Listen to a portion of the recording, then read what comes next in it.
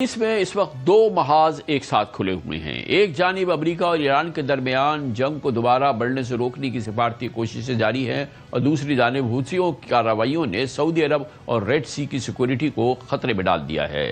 ایسے حساس وقت میں پرائم منسٹر شہباز شریف اور فیلڈ مارشل سید عاصم منیر ایک ہائی لیول ڈیلیگیشن کے ہمراہ 2 روز کے دورے پر سعودی عرب پہنچے ہیں، جہاں وہ سعودی ولی عہد محمد بن سلمان سمیت سعودی اعلیٰ قیادت سے ملاقاتیں کریں گے۔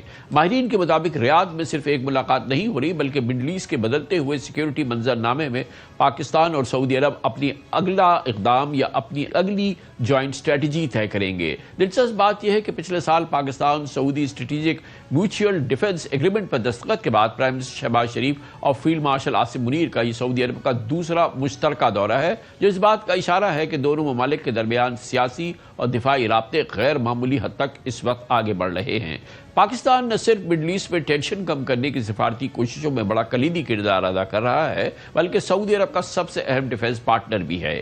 یہی وہ بیک گراؤنڈ ہے جس نے اس دورے کو اور اس کی ٹائمنگ کو سفارتی سرگرمیوں سے کہیں زیادہ اہم بنا دیا ہے۔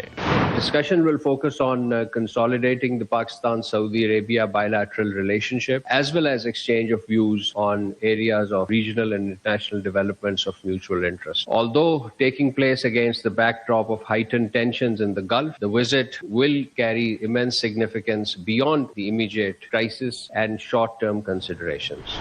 اس وقت سعودی عرب کی سب سے بڑی تشویش یمن سے ہونے والے حوثی حملے ہیں۔ ریڈ سی میں کمرشل جہازوں پر حملوں نے نہ صرف گلوبل شپنگ بلکہ سعودی عرب کی سیکیورٹی کے حوالے سے بھی نئے سوالات کھڑے کیے ہیں۔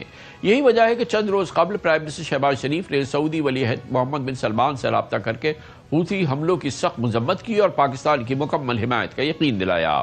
حوثی حملوں کے بعد سعودی عرب نے ملٹی نیشنل میری ٹائم ڈیفنس کولیشن بنانے کا اعلان کیا، جس کی پاکستان نے بھی حمایت کی اور وہ اس کولیشن کا حصہ ہے۔ اس کولیشن کا مقصد ریڈ سی، باب المندب اور انرجی سپلائی روٹس کا تحفظ ہے۔ ایران جنگ کے آغاز کے بعد رواں سال یعنی اس سال مئی میں پاکستان نے ڈیفنس پیکٹ کے تحت سعودی عرب اپنے 8000 فوجی، 16 فائٹر جیٹس جن میں زیادہ تر JF-17 طیارے شامل ہیں اور ایک ایئر ڈیفنس سسٹم تعینات کیا ہے۔ اس پیش رفت کے بعد پاکستان کے دیگر GCC ممالک کے ساتھ بھی اسی نوعیت کے ڈیفنس کوآپریشن معاہدوں کی گفتگو بھی سامنے آئی ہے اور مزید امکانات پیدا ہوئے ہیں، جبکہ پاکستان، سعودی عربیہ، ترکیہ اور ایجپٹ پر مشتمل ایک اسلامی کوارٹ کی تشکیل پر بھی بحث جاری ہے۔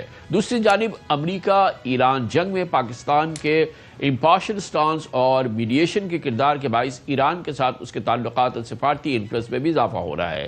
اسی لیے ریاض کے دورہ صرف ایک روایتی ڈپلومیٹک ایکٹیویٹی نہیں ہے بلکہ خاص طور پہ ایک ایسے وقت میں ہو رہا ہے جب پاکستان ایک طرف اپنے اہم ڈیفنس پارٹنر سعودی عرب کے ساتھ اسٹریٹجک کوآرڈینیشن مزید مضبوط کر رہا ہے اور دوسری جانب خطے میں امن و استحکام کے لیے ڈپلومیسی بھی جاری رکھے ہوا ہے۔ ایکسپرٹس کہتے ہیں کہ ریاض میں ہونے والی یہ ملاقاتیں آنے والے دنوں میں مڈل ایسٹ کی بدلتی ہوئی جیو پولیٹیکل صورتحال پر اثر انداز ہوگی۔